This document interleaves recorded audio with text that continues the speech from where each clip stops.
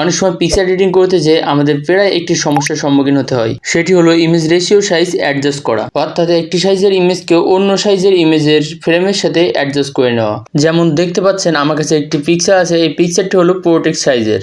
এখন আমি যদি এই পিকচারটি আমার ইউটিউব থাম্বনেলের সাইজের সাথে অ্যাডজাস্ট করতে যাই তখন কিছু প্রবলেমের ফেস করতে হয়। যেমন এই পিকচারটি যদি আমার ফ্রেমের সাথে অ্যাডজাস্ট করতে চাই তখন দেখতে পাচ্ছেন যে এই পিকচারের যে অবজেক্টটি আছে সেটি পুরোপুরিভাবে নষ্ট হয়ে যাচ্ছে। আবার যদি পিকচারের অবজেক্টটি ঠিক রেখে আমি যদি এই পিকচারটি বড় করি তখন দেখা যাচ্ছে আমাদের ফ্রেমের বাইরে এই পিকচারটির কিছু অংশ চলে যাচ্ছে। এই পিকচারটি যদি আমি সঠিকভাবে অ্যাডজাস্ট করতে চাই তাহলে আমাদের এই পিকচারের যে ব্যাকগ্রাউন্ডটি আছে সেই ব্যাকগ্রাউন্ডকে আমাদের ইনক্রিজ করতে হবে অবজেক্টটি ঠিক রেখে, যার জন্য আমাদের পিকচারের ব্যাকগ্রাউন্ডটি ফিল করতে হবে, যা করতে আমাদের হার্ড অ্যাপ্লিকেশনের ব্যবহার করতে হয় এবং এডিটিং স্কিলের প্রয়োজন পড়ে। এই সকল ঝামেলা বাদ দিয়ে কিভাবে আপনার পিকচারটি খুব সহজভাবে অন্য সাইজের পিকচারের সাইজের সাথে অ্যাডজাস্ট করে নেবেন সেটি আজ দেখাবো। এটি করার জন্য আপনাদের কোনো বাড়তি অ্যাপ্লিকেশনের প্রয়োজন পড়বে না, জাস্ট একটি এআই টুলসের ব্যবহার করে এমন সাইজের পিকচারকে অন্য যে কোনো সাইজের পিকচারে কনভার্ট করে নিতে পারবেন, তাও আপনার কোনো প্রকার অবজেক্টের পরিবর্তন না করেই। তো আর ভিডিওটি বেশি বড় না করেই মূল ভিডিওতেই চলে যাব। ফার্স্ট টাইম এই ক্রোম ব্রাউজারটি ওপেন করব, দেন সার্চ বারে টাচ করব এবং এখানে টাইপ করব clipdrop.co। দেন এটি লিখে সার্চ করলে প্রথমে যে ওয়েবসাইটটি চলে আসবে এখানে টাচ করব এবং এই ওয়েবসাইটটি ওপেন করব। প্রথমে এই ওয়েবসাইটে একটি জিমেইল দিয়ে সাইন আপ করতে হবে, এজন্য ওপর থেকে এখানে টাচ করব। দেন আপনাকে এমন একটি পেজে নিয়ে আসবে, এখানে আপনার জিমেইলটি টাইপ করে এখানে জিমেইল অ্যাড করতে পারেন। তাছাড়াও নিচে কিছু অপশান দেখছেন, অপশানগুলোর মধ্যে থেকে গুগলে টাচ করলে আপনার ফোনে থাকা সকল জিমেইলের লিস্ট এখানে শো হবে।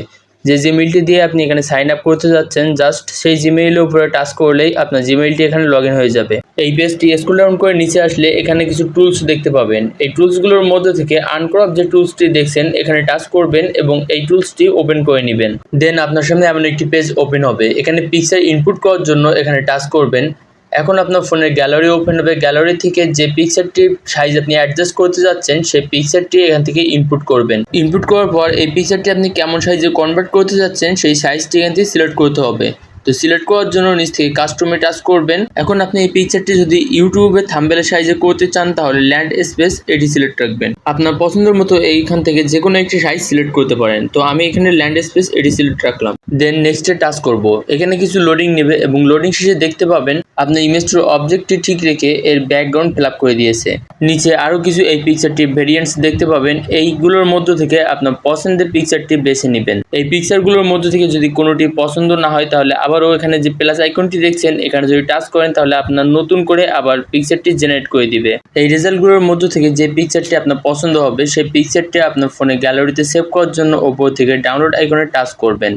আপনি এই এআই টুলসটি ফ্রি ইউজ করছেন, এজন্য আপনাকে এখানে ডাইরেক্টলি কোনো কিছু ডাউনলোড করার অপশান পাবেন না। নিচে যে অপশানগুলো দেখছেন অপশানগুলোর মধ্যে থেকে স্ক্রিনশটে টাচ করবেন, ক্রপে টাচ করবেন এবং এই পিকচারটি ক্রপ করে নেবেন। সঠিকভাবে ক্রপ করা হয়ে গেলে টিকে ক্লিক করবেন এবং ওপর থেকে নেক্সটে টাচ করবেন। নিচ থেকে সেভ টু ডিভাইস অনলি এখানে টাচ করে এই ইমেজটি আপনার ফোনের গ্যালারিতে সেভ করে নেবেন। সেম প্রসেসে আমি এখানে আরও কিছু পিকচার ট্রাই করে দেখেছি, আমি প্রত্যেকটি পিকচারের রেজাল্ট খুব ভালো পেয়েছি। তো আপনারাও এই টুলসটি ব্যবহার করে আপনার পিকচারের সাইজকে কাস্টমাইজ করে নিতে পারেন। এই এআই টুলসটি খুবই রিয়েলিস্টিকভাবে কাজ করে, তাই কেউ বুঝতেই পারবে না যে এই পিকচারটি প্রথমে পোর্ট্রেট সাইজে ছিল এবং পরবর্তীতে এটি সাইজ কাস্টমাইজ করা হয়েছে। আশা করি আজকের এই টিউটোরিয়ালটি আপনার অনেক হেল্পফুল হবে। তো ভিডিওটি যদি আপনার ভালো লেগে থাকে এবং ভিডিওটি দেখার পর মনে হয় যদি আপনার কোনো কাজে আসবে তাহলে এই ভিডিওটিতে একটি লাইক দিয়ে দিবেন। আর এমন ইনফরমেটিভ ভিডিও পাওয়ার জন্য অবশ্যই আমার চ্যানেলটি সাবস্ক্রাইব করে রাখবেন এবং ভিডিওটিতে বুঝতে কোথাও অসুবিধা হলে এবং পরবর্তীতে আপনি কোন রিলেটিভ ভিডিও পেতে চান সেটি আমাকে কমেন্টে জানাতে পারেন। তো আজকের ভিডিও এ পর্যন্তই, দেখা হচ্ছে পরবর্তী কোনো ভিডিওতে।